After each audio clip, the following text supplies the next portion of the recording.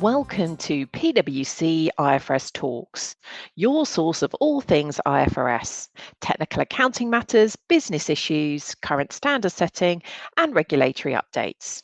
I'm your host, Ruth Preedy.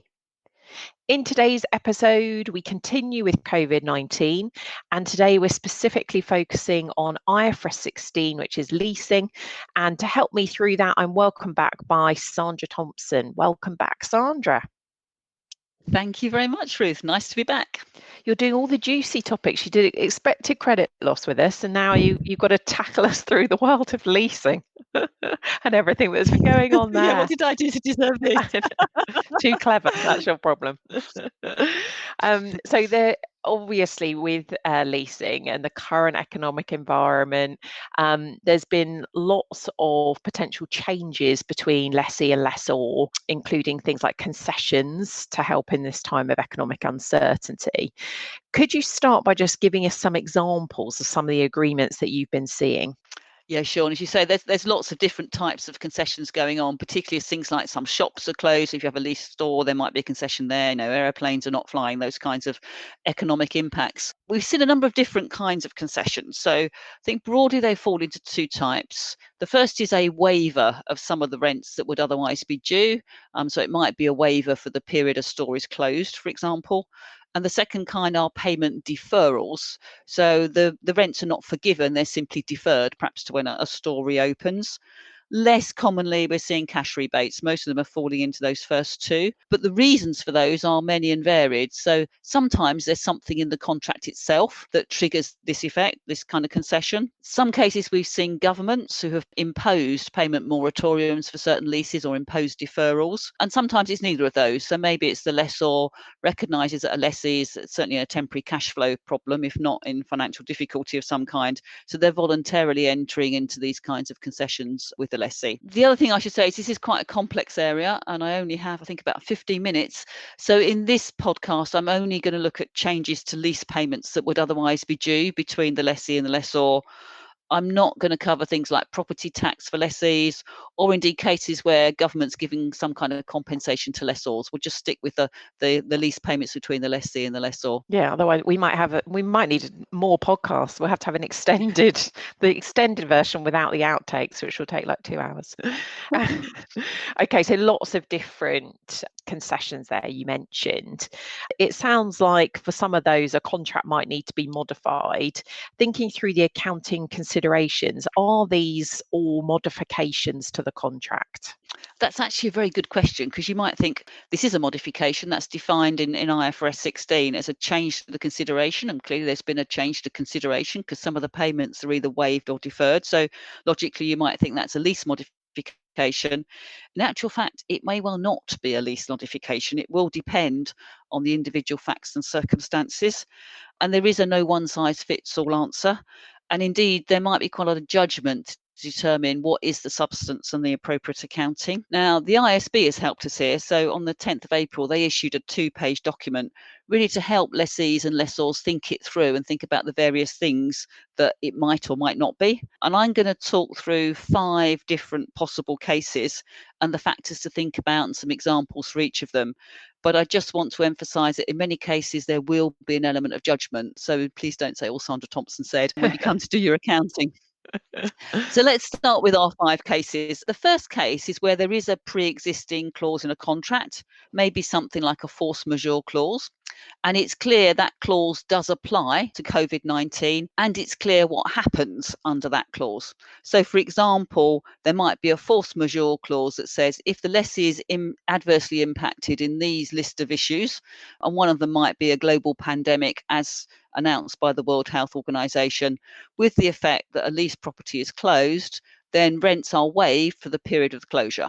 Now you can see that's very clear cut. It's there in the contract. It specifies exactly what's going to happen. And under IFRS 16, that's not a modification because the contract's not been changed at all. Rather, you probably account for that as a variable lease payment. And in fact, in this instance, it's a negative variable lease payment because it reduces the payments that would otherwise be due. Normally variable lease payments increase, but this one's a negative one. And IFRS 16 is quite clear how you account for variable lease payments.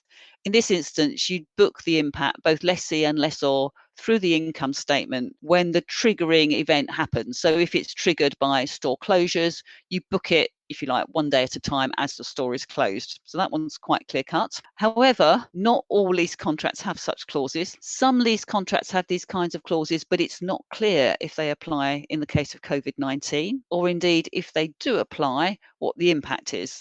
And there, a lessee or lessor might need legal advice, and there might be the need to exercise more judgment. So that's our first case. Okay, so case 2 is when there's been some action by the government.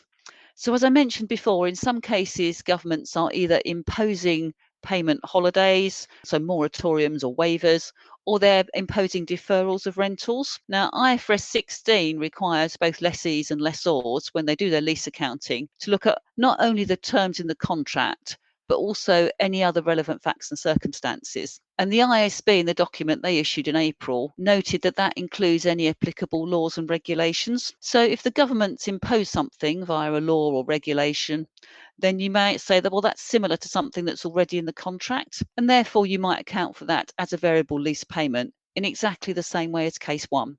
And therefore, again, the accounting is quite clear cut. So let's move on to case 3. The case 3 is where there's not something in the contract that triggers this. There's not an action by government, but there is a forgiveness of some of the lease payments by the lessor. So the lessor might, for example, forgive lease rentals that would otherwise be due during a lockdown period when a retail store is closed. Now here you might say the substance isn't so much a modification of the contract, but just a lease forgiveness, if you like, a partial derecognition of some of the lease payments that would otherwise be due. And under IFRS, the derecognition requirements of IFRS 9 apply to leases. So that's both lessees for lease liabilities, but also lessors, for example, finance lessors and finance lease receivables. And IFRS 9 says that if some of a liability or asset is extinguished or it ceases to exist, then you simply derecognise that bit of the asset or liability. So that means that the lessee would derecognise the lease liability, the present value of the rentals that have been forgiven, and it would book a gain. And similarly, the lessor, say in a finance lease,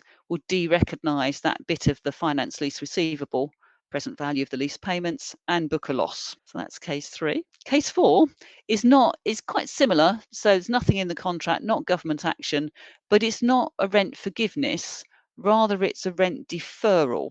So maybe the total amount due hasn't been reduced, it's just been deferred. And let's take an example where a store is closed, let's say April, May and June, and the lessor says, okay, let's see, and don't pay me those rents that you'd otherwise pay me in April, May and June. Pay them to me instead in July, August and September. So the rents for July, August and September are simply doubled. So you've got that kind of catch-up effect. Or they might spread them over a much longer period. So they might take the rents that have accumulated in that 3 months and spread them over the remaining term of the lease, or might even say, well, pay me right at the end of the lease. There's various ways this could work. Now, the IASB guidance says that where such a deferral is proportionate, and I'm sure you're going to ask me what's proportionate, then you might say that's not a change in the consideration, that's just a deferral. So therefore, it's not a lease modification. You just do a deferral. That doesn't mean necessarily do no accounting, because by deferring the leases, unless there's additional interest charged at the rate in the lease, then there will be a present value effect. And you'll still need to account for that present value effect. To do that, you might go into IFRS 9. IFRS 9 will book an immediate gain or loss. So gain for the lessee, probably loss for the lessor, for the difference in present value because of the deferral. Now, I'm sure the question is, well, what's a proportionate deferral? Yep. We're in IFRS, it's judgmental, there are no bright lines, but you might think something like a short-term deferral, so deferring rents from April, May and June into July, August, September, that might be proportionate. Or if there's additional interest added, that might also be proportionate. On the other hand, if the lease payments are deferred for, say, 10 years, that's much less likely to be proportionate, but there is going to be some judgment there. So that's case 4. Case 5, I'm going to label other concessions. So if you like, it's none of the above. There's nothing in the contract. It's not an action of government. It's not forgiving some of the payments, and it's not one of these proportionate deferrals. And then you may well have a lease modification. 2 examples.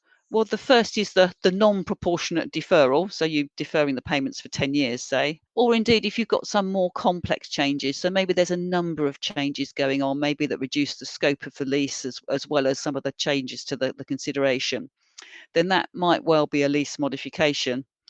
And there you go into IFRS 16 and do what IFRS 16 tells you to do for all lease modifications. And that means for the lessee, they'll obviously revise the payments to the new payments that are now due, but they also revise the discount rate. So they reset the discount rate to what it would now be based on current conditions. And any difference gets added or deducted from the right of use asset. Now, as I said, there's two impacts of that. Lease payments is easy, but when we come onto the discount rate, that may be an increase or a decrease, and it might be big or small. That will just depend on facts and circumstances. So, for example, if when the lessee transitioned to IFRS 16 a year ago, it reset its discount rate then, it used a 2019 discount rate under what we call the modified retrospective approach, then the change might not be very big because you only set your discount rate a year ago. On the other hand, if it did fully retrospective and set the discount rate as it was at the start of the lease, and that was many years earlier, there might be a bigger effect. But you've also got to think through about the impact on both the risk-free component of the discount rate, and many governments have reduced benchmark interest rates in the light of COVID-19, and also the credit element of the discount rate, and that may have increased. So you might have them going in different directions. So you just have to work out whether it's big or small and whether it's positive or negative. So those are my 5 cases. Oh my word, there's so much to think about, lots for people to consider and judgments to make there. That's obviously lots, like I said, lots of different possibilities. Is there anything else that lessors and lessees should be aware of? Yeah, a couple of things. So first, this may well be operationally quite a challenge. Lessees and lessors might have many different contracts, perhaps in different jurisdictions, perhaps under different laws with different terms, different force majeure clauses. So they will need to go through them and work out what's in the contract, what isn't, whether there was a government action in that particular case that applies or not. You might need legal advice. You've then obviously got to process the debits and credits when you've worked out what they are. You might be doing all that at a time when people are working at home or perhaps off sick or with caring responsibilities. So don't underestimate the operational challenge. And particularly if you've got a 31 March reporting date, you probably need to get on with it. So that's my first point. The second is disclosure. Now, so there's 5, I've just outlined 5 different cases. I think I've used the word judgment, I don't know how many times, but quite a lot of times. So it's important to give disclosure about the judgments that's been made and the accounting that's been done. That will be really important. I think all our COVID-19 podcasts have emphasised disclosure, and this one's no different. It's a common theme, definitely. Now, obviously, this has been talked about a lot recently, especially in accounting circles, and it's even been discussed at both the FASB and the IASB. Could you tell us what the IASB is doing in response to this? Yeah, certainly. And as you say, the IASB realises this is complicated and they've really wanted to act quickly to help, so all credit to them. And they've done 2 things. So they issued the 2-page document I mentioned a few minutes ago. That was issued on the 10th of April. And that's really to help lessees and lessors understand how to apply IFRS 16 in the near term, including 31 March reporting dates. The 5 cases I went through, they're not explicit in the IASB's guidance. We've taken that guidance and fleshed out what it means in practice, but very much consistent with the IASB's guidance. So everything I've just said is in line with the IASB's guidance. The second thing they've done is to say, well, can we help lessees more broadly? And on the 24th of April, they issued an exposure draft of a proposed amendment to IFRS 16. And this really seeks to address the operational challenges that lessees will face. So what they're proposing is to give lessees only relief in the form of an optional exemption, not to assess if a COVID-19 related rent concession is a lease modification. So lessees could simply assume it's not a lease modification and do one of the other 4 kinds of accounting. I think in many instances you might end up at variable lease payment, but you might end up at a rent forgiveness or deferral as well. And I think in many instances those might end up as broadly the same in any event when you work through, particularly if a rent's forgiven on a month-by-month basis. So that could be a significant help to lessees. Of course, there are some conditions. So first thing to note is it's currently proposed to be lessees only, not lessors. And it would be COVID-19 related rent concessions. And there are 3 tests for those. The first is that the consideration is substantially the same or less than it was before. The second is that the concession affects only payments otherwise due in 2020, so it's time limited. And the third is that there's no substantive change to the other terms and conditions. So you're not doing one of these more complicated changes that I mentioned, perhaps with a change to the scope of the lease. So you noted earlier the relief is proposed to be optional. Is that an entity-wide accounting policy choice? No, it's not, but it's not lease by lease either. So consistent with what IFRS 16 already says, lessees would apply that consistently to all leases with similar characteristics. Okay, so you almost need to bucket them together with their characteristics and then apply it. Yeah. And when can leases apply it? That's what they're going to all be wanting to know. Yeah, well, as I mentioned, it's only a proposal at this stage. But having said that, the IASB has really fast-tracked this. So they've only given us a 14-day comment period that will end on the 8th of May. Wow. You don't have long if you don't like it. And they are aiming to finalise this by the end of May. They'll make it effective for periods after the 1st of June, but it would be able to be applied retrospectively. So, for example, if a lessee has a 31 March reporting date, whether that's a year end or a quarter, an interim date, and they haven't actually approved their financial statements when this is finalised by the IASB, you could go back and apply it in those periods. If you have already released your financial statements or approved them for issue, then obviously you can't, but you could restate comparatives, particularly if that's an interim. When you get to the year end or your next interim, you could restate the comparative as at the 31st of March. Brilliant. That's the fastest standard setting activity I think I've ever seen, faster than IBOR reform. It's very exciting. Yeah, they did do one other 14-day comment period, which was during the last financial crisis. But yeah, it's very, very fast for the IASB. It's not the usual 6-9 months minimum that we see. And you mentioned as you were talking that it's focused on lessee relief. What can lessors do? Yeah, well, two things. The first, if you think this relief would be helpful and you've got the same operational challenges as lessees, then do tell the IASB. As I said, you've only got to the 8th of May, but I think they are in listening mode, and this is designed to be operational relief. So let the IASB know if you think you're in a similar situation to lessees.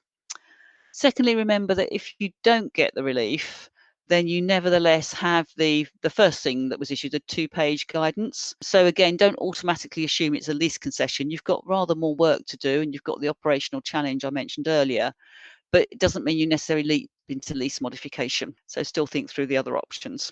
Perfect. So we focused, like you said, the big thing that's been discussed is around concessions. But is there any other considerations that lessees and lessors should think about in the light of COVID-19? Yeah, so just going outside of lease concessions now. A couple of things for lessees. Obviously, lessees will have booked a right of use asset. The impairment requirements of IAS 36 apply to right of use assets. And certainly, if you're in difficult trading environment, lease premises are closed, you will need to think about impairment. The second thing for lessees is lease term. So this particularly applies where leases had extension options or break clauses. And lessees previously said they were reasonably certain to exercise an extension option or not to exercise a break clause. So we're gone for a longer lease term. Now, in the light of COVID-19, a lessee, for example, a retailer, may be taking a strategic step back, looking at its business plans, going store by store and say, well, what do I now need? What do I think I won't need? And it may change its assessment of whether it's reasonably certain to extend or not. In that case, that would trigger an assessment to the lease term. And then just flipping over to lessors. For lessors, lease receivables are subject to IFRS 9's impairment requirements, whether that's finance lease receivables or operating lease receivables. And obviously payment holidays will have an impact there. And in fact, we have a separate IFRS talks, my last one, which talks about ECL, IFRS 9's expected credit loss model, and touches particularly on payment holidays. So that's well worth a listen if you're in that category. And coming to the end of our podcast now, Sandra, any final thoughts for our listeners? Yeah, just a few things. So first is it is complicated. It could be operationally quite challenging. So if you're impacted, particularly with a 31 March reporting date, don't delay, get on with it. The second thing is actually when you work it through, I think many COVID-19 related lease concessions won't be modifications. So don't assume they all are. You're going to have to work out what they are. And as I mentioned, in many cases, the accounting outcome, if they're not a lease modification, might look quite similar, and that could be quite helpful. The third thing is we have an FAQ sitting on our in-depth on Inform that fleshes out this in quite a lot more detail with some examples. There's another FAQ on looking at force majeure clauses. So if you want more guidance, do look there. And then finally, my final parting comment always is don't forget disclosures. This could be very judgmental, so do disclose the judgments and what you've done. Brilliant. Thank you so much, Sandra. As always, massively helpful helpful to explain some of these really complex things. And like Sandra said, if you go on PwC on Inform, we've got our COVID-19 in-depth, and we're adding frequently asked questions all the time. And there's a whole section there on leases. So if you weren't taking notes when Sandra was going through her 5 cases, well, you can listen again if you want to, but if not, you can read about them on Inform. So thank you so much for joining us, listeners. Thank you for listening. Happy accounting and stay safe. The preceding programme was brought to you by PricewaterhouseCoopers LLP. This content is for general information purposes and is not a substitute for consultation with professional advisors.